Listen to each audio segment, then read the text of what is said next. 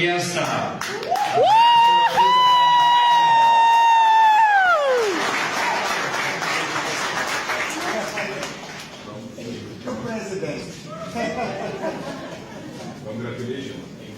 Tokkummaa Oromoo cimsuu jechuun maa inni hiikni isaa? Tokkummaa Itoophiyaa cimsuu jechuudha. Tokkummaa Itoophiyaa cimsuu jechuudha. Oromiyaan jaalladhu tajaajiluudhaaf guyyaa tokko miti, sa'aa tokko miti, sakandii tokkodhaaf humna koo qusadhee hin beeku. Guyyaan pirezidaantii mootummaa naannoo Oromiyaa ta'erraa kaasee hanga guyyaa har'aatti. Hamma yaadee fi hamma Oromoon narraa eeguun hojjechuu baadhellee jaalalliin ani Oromoodhaaf Oromiyaadhaaf qabu yoo xinnaate qabeenyiin ani dhuunfaa kootti qabu lubbuu kooti. Lubbuu koo Oromoodhaaf Oromiyaadhaaf dabarsee kennuudhaaf yeroo kamiyyuu qusadhee hin beeku. Aangoo jechuun waan akka fooqii guddaa tokkotti bahaniiti. Anaaf gannaa gara. Gamoo guddaa dheeraa al tokko utaalanii bahuudha. Garuu akkamitti utaalama? Masalaalii irra ejjetanii itti bahan tu jira gaafa aangootti baatu. Homaa xaarii tokko malee rakkoo tokko malee gamoo dheeraa masalaaliin jalasii dhaabbateetu irra ejjettee kan itti baatu. Aangoo kana gamoo dheertuu kana masalaaliidhaan ejjettee qalbiidhaan baate kana yoon bu'uu qabda gaafa etuu masalaaliin sun si jalaan ka'e.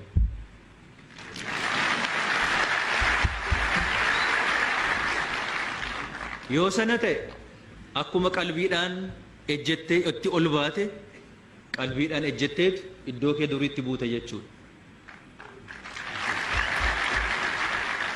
Gaafa ati gamoo dheeraa sanarra etuu teessuu masalaaliin sun si jalaa kaate maaltu dhufe jechuudha. Kanadha aangoon. Aangoon kan kabaja kee ulfina kee dhabdeet irraa darbatamtaa jechuudha. Gaafa darbatamtu immoo maal irratti akka kuftu beekte. Kanadha. Kana keessaa bahuu danda'utu nurra jiraata aangoo. Fakkeenyaaf tokkoon isinii kaasa. Okay, kun falaasama. Qabatamattu maaltu jira? Mootummaa naannoo Oromiyaa keessatti jijjiirama yommuu taasisu kaabinee 32 ani hoogganu qabu keessaa mootummaa naannoo Oromiyaa keessaa har'a kaabineen 31 yookiin 30 haaraadha. Warra akka Dooktar Milkeessaa fa'aa kana. Waa hunda baratanii Dooktar Milkeessaan dooktara waan ta'eef waa hunda fixatee dhufe jenneeti. Waa hunda beekee galee fi baree dhufe jenneeti miti. Kan inni specialize godhe maybe federalismiidha. Isarratti muuxannoo eenyu ol qabaachuu danda'a. Waan biraa irratti garuu akkuma nama kamiiti. Barsiisaadha malee yuunivarsiitii keessatti barsiisaadha malee aadaa birookiraasii hin beeku. Amala birookiraasii hin beeku. Wanti baay'ee isaan barachuu qaban baay'eetu jira. Waa hundaa fixatanii dhufanii miti. Garuu waan lama hudhaa lama hiika. Tokko hojiin kamiyyuu beekumsaa fi ogummaa malee hojjetamuu hin danda'u. Addunyaan itti doofaa fi wallaalaan addunyaan itti jijjiirama fide hin jiru waan ta'eef. Jijjiirama kan fidu nama beeku, nama muuxannoo qabu, nama beekumsa qabu. Wallaalaan jijjiirama fiduu hin danda'u. Hojii ogummaa barbaada. Ogeessa barbaada. Ogummaa qabu irratti eenyu olittiyyuu hojjechuu danda'a. Rakkoo kana hudhaa kana hin hiika. Ogeessa akkasii. Inni lammaffaan namni barcuma irratti hapheedhaan kan inni qabamuuf dubbiin ani sila jedhe yoon ani barcumattii kanarraa ka'e jiraachuu hin danda'u jedhee kan yaadu sun hin hambisa kun.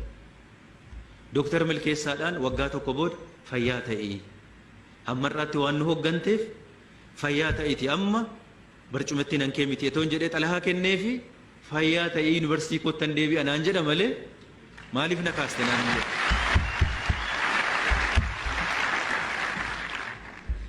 Maaltu dhufa jechuudha? Barcuma jechuun kan itti hojjettu uummata kee saba keef malee waa biraa akka hin taane.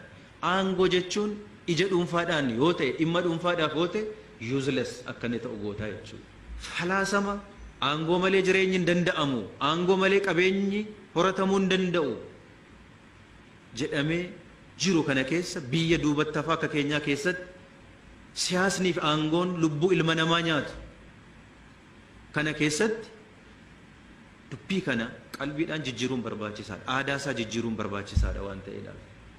Kanaaf heera mootummaa keessattis taa'ee ifatti muummeen ministeeraas haa ta'u hoggansi olaanaan biyya kana irratti murteessan yeroo hammamiif hojjetu kan jedhu in black and white seeraan taa'uu danda'utu irra jiraata waan ta'eef kun murtaa'ee jira. Heera mootummaa keessattis akka inni fooyya'u hin ta'a waan ta'eef